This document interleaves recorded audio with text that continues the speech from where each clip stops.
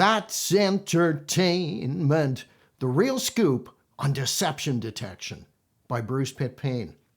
I never thought I'd ever admit to this, but I enjoy watching America's Got Talent. I love the dancers, acrobats, singers, magicians, and comedians, but my favorite acts are the mentalists. I am always in awe of how they're able to trick us into believing that they truly have magical powers. They don't, you know. Seriously. They're just extremely gifted at knowing the odds about potential responses to their questions, or conversely, at persuading another person to respond in a certain way. They're successful in an environment completely controlled by them, where they're able to manipulate the subject and audience. In this way, they're able to make it look like they read minds. Now, if you still believe this is more than mere entertainment, there isn't much point in listening any further, as you wouldn't believe in the mantra, assume nothing, believe nobody, and check everything. What I'm hinting at is you probably would make important decisions on hunches alone and wouldn't care about the difference between science and pseudoscience. Even if you do believe that mentalists, when placed in a real-world situation without all the gimmicks, could read minds with higher accuracy than chance, I wouldn't be overly concerned. You see, the outcome would rarely have a serious consequence, and the ruse wouldn't actually cross ethical boundaries. It is good, old-fashioned entertainment, and it leaves us awestruck and happy. I mean, it's not as if they were ruining lives. Now, compare the mentalist with, for example, a surgeon who chooses to use a technique that, according to scientific research, has a success rate of slightly higher than chance. Let's put it at 54%. Would you be as forgiving with this surgeon as you were with the mentalist? Would you readily accept her professional, medical, and ethical judgment should almost 5 out of every 10 patients treated suffer a consequence worse than had the procedure not been performed? Would you sit back and do nothing if you found out you and many others had been hurt by this doctor, even though she had been told about all the scientific studies? Would you walk away content if she had told you about all the unscientific field studies she had done that support her beliefs about the efficacy of her work? Or would you already be making duck noises? As professional investigators, we, like a doctor, owe it to ourselves, the public, and our profession to use methods that are scientifically supported, particularly when the consequences could be hurtful to someone. We, as professionals, must diligently keep up on the research about aspects such as the detection of deception and use it to guide us in our quest for the truth. To ignore the voluminous studies would make us as unethical as the surgeon who continued to hurt people in light of scientific evidence predicting a negative outcome. The scientific research into deception detection. Our scholars have shown repeatedly, with peer-reviewed research, that there is no Pinocchio's nose effect. In fact, studies have revealed that humans have about a 54% accuracy rate at detecting deception, regardless of the training they've received. 54%, folks. Think about it. That's just a bit better than flipping a coin, or what's the word I'm thinking of? Oh yeah, guessing. That means that people are spending millions of dollars each year on courses that teach them how to guess. It also means that trained investigators are making important decisions on whether to believe victims, witnesses, and suspects, and they are, I say again, simply guessing.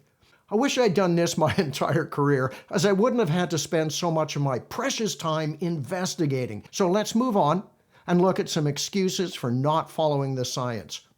I look for clusters of deceptive behavior. Folks, if you bought 10 cars that were missing an engine, would any of the cars work better than if you had just bought one that was missing an engine? Of course not. Many useless things would not make the situation better for you. The idea that one behavioral trait would not always indicate deception, yet many would, is absurd. I only use it as a tool.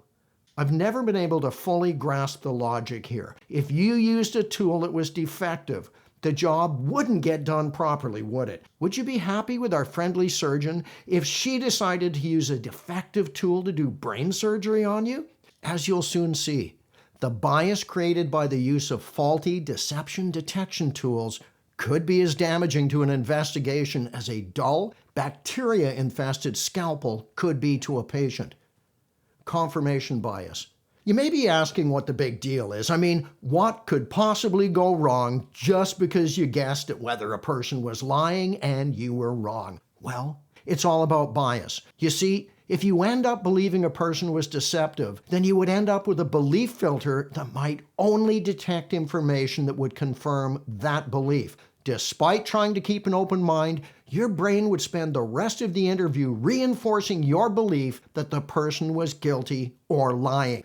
If the interviewee were, in fact, lying, the bias would be leading. However, if he had been telling the truth, the bias would be misleading. Would it be professional or ethical as an investigator to put yourself in this position based on the toss of a coin? Let's put it into perspective. Would you appreciate it if you were under investigation and much of the outcome could be left up to chance? My guess is that you would probably want the results to come from investigation as opposed to the equivalent to a hunch. Does behavior indicate anything?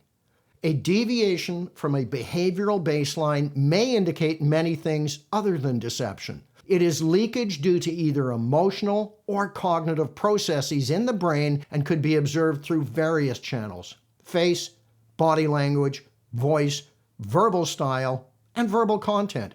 If this leakage, often referred to as a hotspot, is observed at a specific point in an interview, probe that area later on and raise the cognitive load of the interviewee by asking for fine-grained detail. More detail gives more opportunity to compare it with checkable facts. This is the only way to truly detect deception.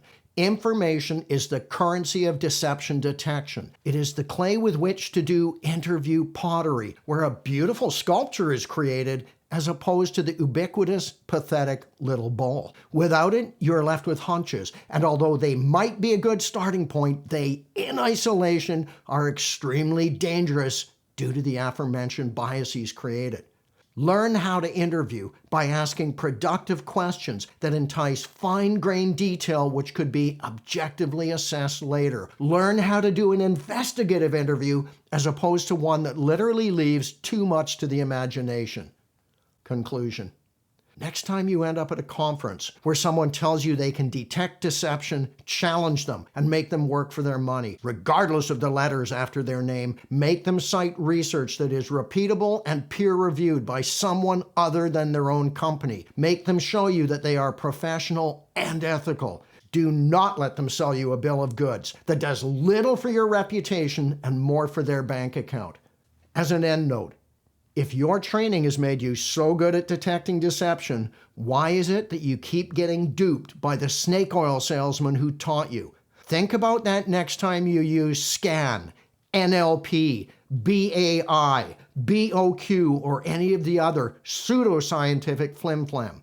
Remember, too, that there are professionals out there who will judge you on your lack of expertise if that is what you choose to show them. Stay on the side of science and be proud of your work. You owe it to yourself and the people entrusting you to find out what happened.